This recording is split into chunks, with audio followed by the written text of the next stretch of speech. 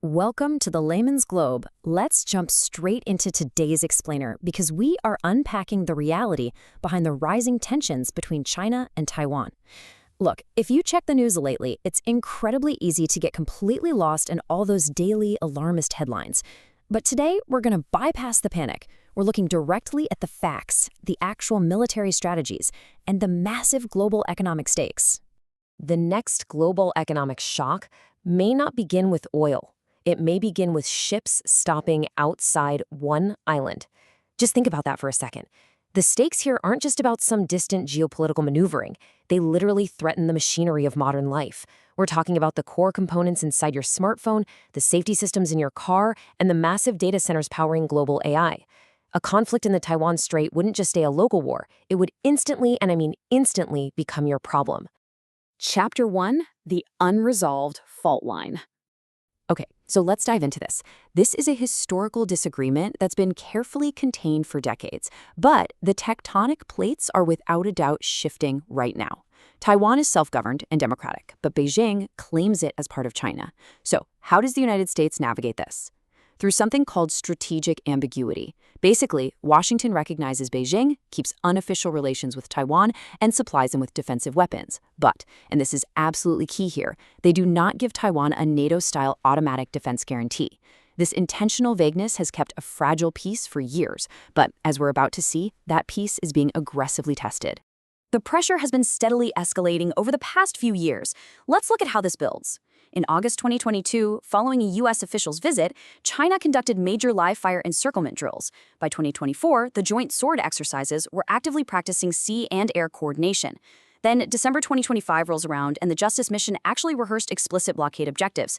And by June 2026, we saw 79 Chinese warplanes reported near Taiwan, right while global tech executives were gathered for the Computex conference. So Beijing's military actions are moving straight from theory into routine, highly visible rehearsals right in the gray zone. Chapter 2. Is America too distracted? Now, what's really interesting about this is a very popular theory circulating right now. It suggests that America's current multi-front commitments, in the Middle East, Ukraine, and elsewhere, have created this perfect window for Beijing to strike. And to be fair, this theory points out a genuine strain on U.S. munitions. Things like Tomahawk missiles and Patriot interceptors are being heavily used in other conflicts.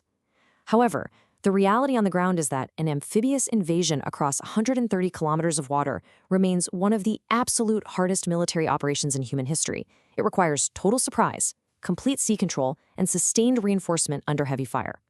Plus, you have to remember China's own economy relies heavily on exports and foreign capital. A failed invasion would be utterly devastating for Beijing. Which naturally brings us to the elephant in the room. You've probably heard the state thrown around a lot lately. Has China set a secret 2027 invasion deadline? Well, according to the strongest current intelligence, the answer is no. A March 2026 U.S. intelligence assessment explicitly states that 2027 is a military readiness benchmark.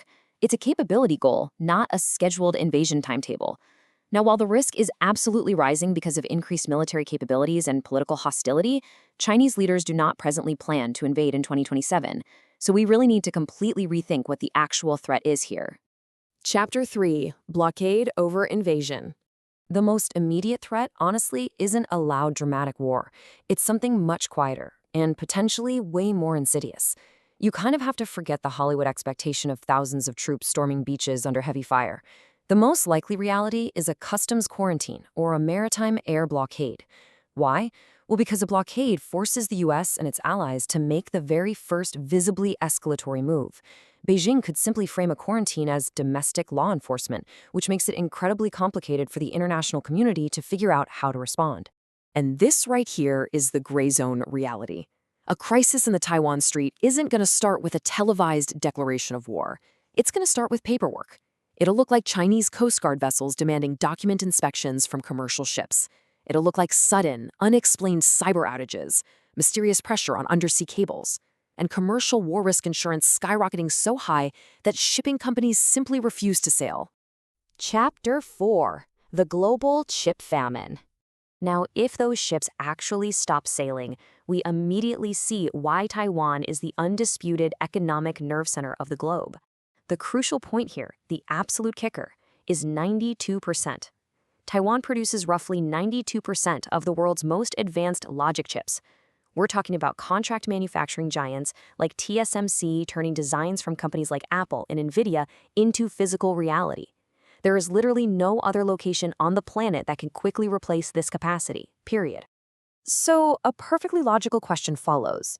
If Taiwan is so incredibly valuable, could China simply capture the chip factories intact and just keep them running for themselves?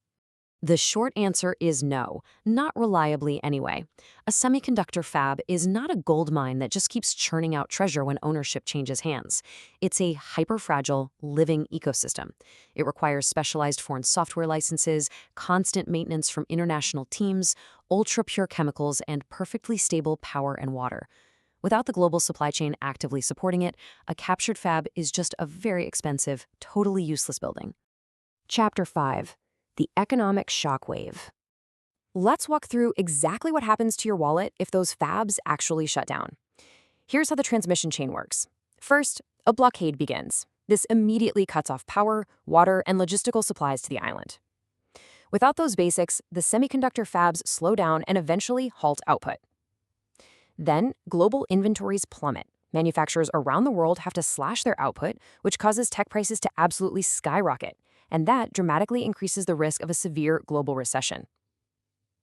So, a localized maritime dispute instantly transforms into a global economic freeze. Just how bad would it be? Well, the Rhodium Group estimates well over $2 trillion in directly exposed economic activity. And that is a highly conservative floor. That's before we even factor in major sanctions or military escalations.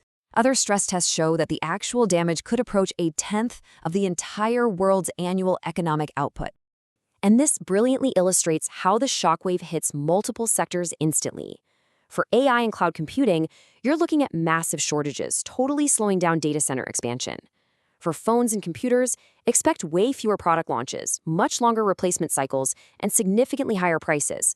For cars, which by the way now use hundreds of chips each, you'd see immediate factory stoppages and massive delivery delays.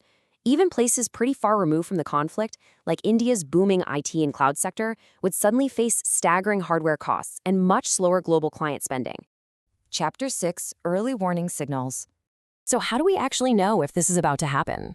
The key here is to tune out the daily political saber rattling and instead watch for specific, systemic shifts. Are large military exercises creating persistent exclusion zones well beyond their announced end dates? Is the Chinese Coast Guard starting to require actual inspections of commercial vessels bound for Taiwan? Are we seeing unusual mobilization of civilian ferries and medical capacity? Or maybe coordinated financial stockpiling designed to insulate China from Western sanctions? Those are the true, real-world indicators of a looming blockade. Which really brings us to the ultimate dilemma. The greatest danger isn't an overnight D-Day-style invasion. It's a slow squeeze. A few inspection orders, some cyber outages, and commercial ships quietly turning away. Will the United States and the world accept that quiet coercion just to keep the peace? Or will they intervene and risk an economic shock reaching every single phone, car, and data center on Earth? That is the true geopolitical tightrope we're walking today. Thank you so much for joining me on this explainer for the Layman's Globe. Keep your eyes on those warning signals, and we'll see you next time.